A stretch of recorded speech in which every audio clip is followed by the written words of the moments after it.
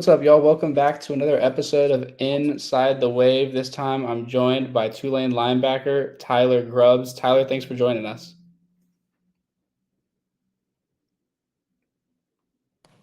How you doing? It's good to be here. My bad. I Yeah, was, I we're was muted for a second. My bad. every time I'm still muted on a Zoom or one of these things or something like that, I always think to myself, like, how long have we been doing these things right now? And I still do it all the time. We're gonna have Isaac Popper joining us in a second, but before we do, what are your overall thoughts on how the team played against OU and what y'all could take from a heartbreaker to give you something going into next week? Yeah. Obviously not the way we wanted to end the game. With we obviously want to win. We want to end with a win, no matter what. Didn't start off the greatest, but I think things we can take from the game. Uh, the way that we, we're tough and that we fight, and the way that we will keep fighting no matter what the score is. Also, just taking from the game the things that when they say like winning's hard, it really is. You have to be very detailed and very and emphasize every little thing that's through practice, through the game, through everything you've been through, the whole leading up to the season. Like everything really does matter because in games like that, those are tough games to win. So you need to emphasize those small things. So I think we can learn from it, like starting off faster and also being very detailed within penalties, coverages, things you do as a team. So I think that's things we can take away from that game. Yeah, it was definitely a disappointing outcome, but there's a lot for Tulane fans to be excited about this season based on what they saw. Arguably, the biggest bright spot from the whole game was your performance, which is part of why we're so excited to have you joining us. You had a sack and a pick six. We're going to play a video of the sack real quick, and then afterwards, if you could just walk us through what happened. Sweet. Arnold to throw. Pressure on him, and he's sacked. It's Grubbs coming late. Yeah. So right there is something we kind of worked on throughout the whole week. Our Coach Polk, Coach Taylor Polk emphasized with us, being a late ad on blitzes for us for that game. And before we went on the field, everybody was kind of talking like, man, somebody needs to make a play. Somebody needs to make a big play. And when people start talking like that, as somebody that's been, that's a leader on this team, everything, you gotta think to yourself like, hey, like you need to make a play for the team. You need to make a play for the defense. So I was like, man, this is like the perfect opportunity. We knew they were gonna pass the ball, and for it to happen like that is special. So I was very excited, obviously, to make that play for us and give us some energy on the sidelines, give energy to the whole team, and yeah, I mean it was fun. Yeah, I bet. And that was probably, I mean, you might agree or disagree, but that was, I think, your second best play of the day, right behind this one, which actually came pretty close after the sack. So an unforced error. First down and 15. Pressure up the middle. Arnold throws a pick. It's intercepted at the 10 by Grubbs, and it's a touchdown. Tulane right back in the game. Arnold got hit, forced that throw. Grubbs jumped it and made a house call. Yeah, so I kind of break that one down for you. So I think it was either the play before or two plays before that. They ran almost the same exact mesh concept, just out of a different formation, and they were trying to get the ball to number six all night long, right? That was their main key. If they needed a completed pass, they were trying to go to number six. So when I saw them run it the first time, if you see, it was either first play, it was the play before that, or two plays before that. If you see, um, I'm like 2 yards away from I make the tackle on him. They do a little quick game pass to him, and I'm right there. Like, man, like I was really close to that, and they pulled up. They did their same condensed set mesh concept that they ran again. I was like, man, like this is the same like thing. They're gonna try to get it to number six again. So I was like, this is perfect. So I saw it coming. I was like, yep, this is exactly like it's almost I played it out before it happened.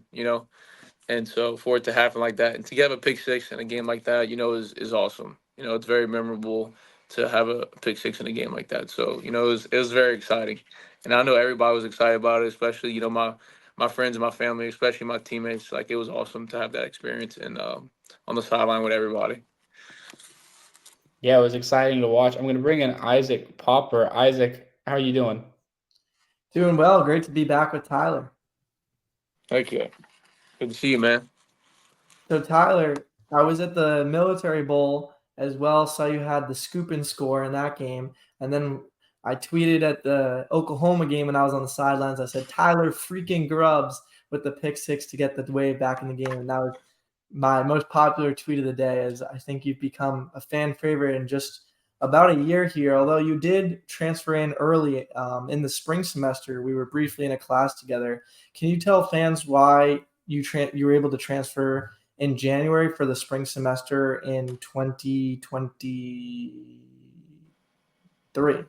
Yeah. So I transferred obviously from another school where they were on a trimester system.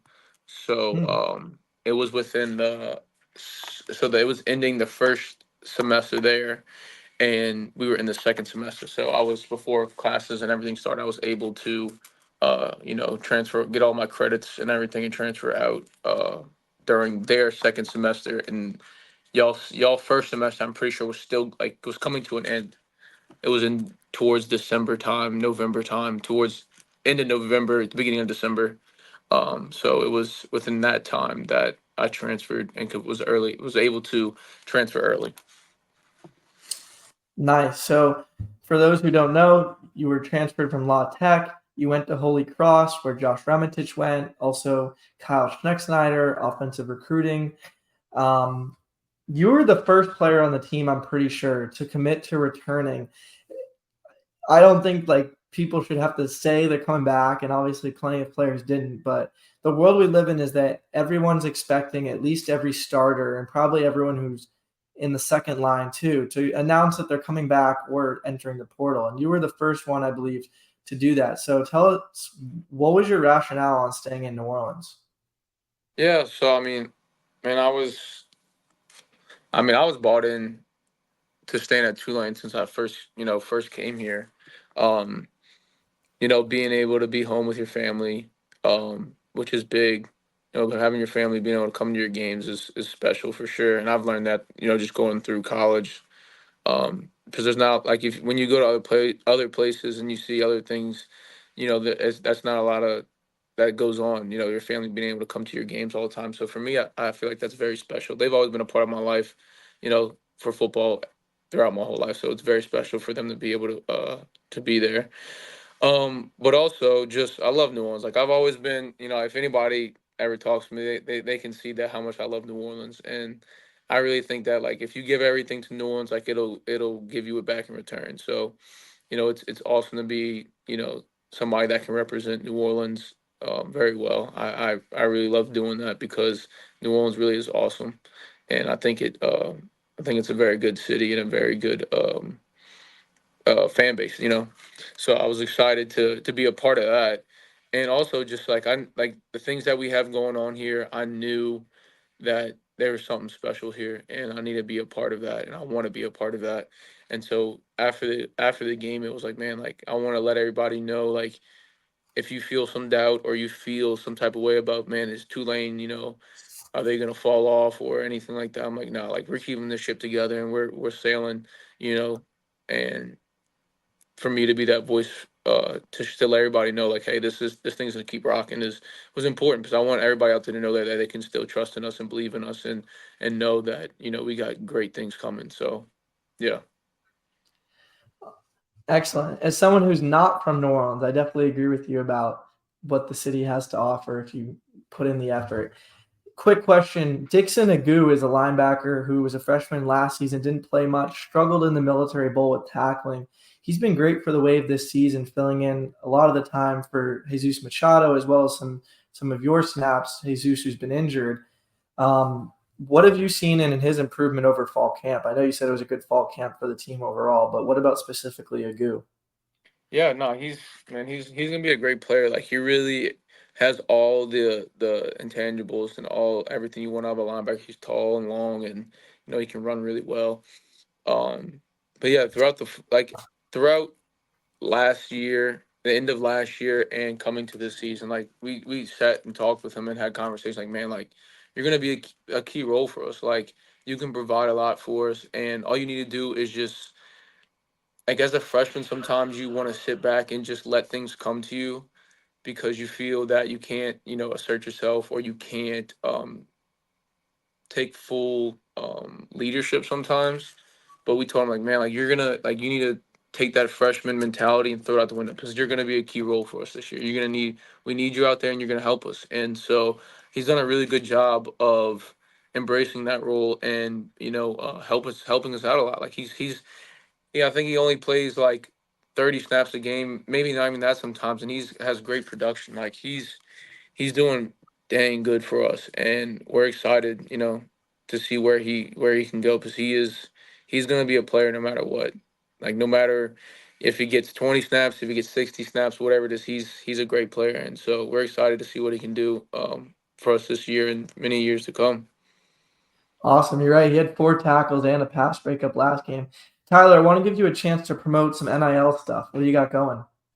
Yeah, so I'd give a shout out to, obviously I'm wearing the shirt, Hot Works out in Harahan. They also have one out in Bay St. Louis that they just opened up. So that's a big thing for me. It's a sauna, basically, an infrared sauna that you can work out in. Um, I use it mainly for stretching. I think that's a good thing for me. Like, obviously you go in there and it heats up all your muscles so you can stretch really well. So I like that a lot. Or if you just, for the normal public, if you're just trying to get a quick workout in, it's only, I think most of the workouts are only 20 minutes, and it gets you sweating, it gets you going really well. And Wildflower Kitchen, it actually is on campus here at Tulane. They have really, really great clean ingredients that they produce their food with. And I think that's big for me, just being an athlete. Like, you want to eat some of the best ingredients and the best nutritious food to be able to, perform well. And I think if you're on, a health package for yourself, if you're at school at Tulane, or just in general, you want to make sure that you're putting the right stuff in your body. So they sell smoothies, they sell meals and everything there. So it's really good. I would like for everybody to come out and try it. It's at the LBC on campus. So, and they also have a store called Clean Creations that's on the West Bank, that they sell pre-made meals, and you also get smoothies and everything there. So yeah. Nice. I enjoyed a smoothie on Friday. Tyler, we're very lucky to have your leadership and your playing here in Tulane at Uptown. Thank you so much for joining us. We're going to be cognizant of your time, and congratulations on your first interception, and 2 weeks ago, your first career shutout in college. No doubt. And shout out to Mr. Arata and everybody that, is in support of this. We appreciate y'all the most. And yeah, thank y'all for having me. Roll wave. Definitely. Roll away, baby.